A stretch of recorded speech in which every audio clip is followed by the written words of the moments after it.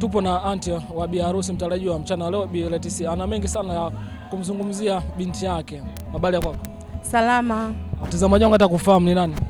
Mimi naitwa Eunice Samson Mabeyo. Mchana leo Bi Leticia ameamua kuheshimisha familia yenu. Unaizungumziaje hili?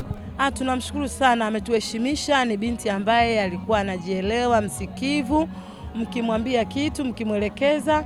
Alimpenda Mungu sana. Baada ya kumpa msingi wa kumjua Mungu na kumtegemea Mungu, alimpenda Mungu sana. Tunamshukuru Mungu, ametuheshimisha mpaka ametufikisha siku ya leo.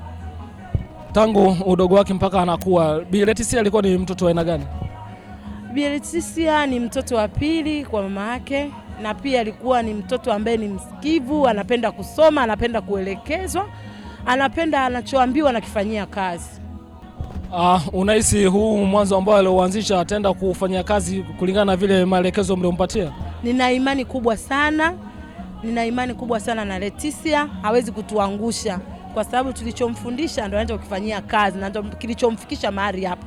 Kwa sababu mabinti wengi ambao hawasikilizi mahusia ya wazazi hawafiki hapa alipofika yeye, kwa sababu wengi wao wanaishia sehemu nyingine, wanaishia kutoheshimisha familia zao.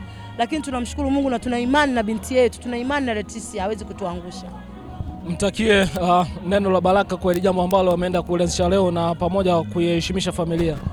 Mimi nambariki sana na ninamuombea sana kwa hiki alichokianzisha, Mungu akakikamilishe, kwa sababu Mungu ndo anaanzisha mambo yote na ndo anakamilisha hili jambo, na tunamuombea sana ndoa yake ikawe ya baraka mpaka yani mwanzo huu kawe wa baraka mpaka atakapoenda kufikia ndoa.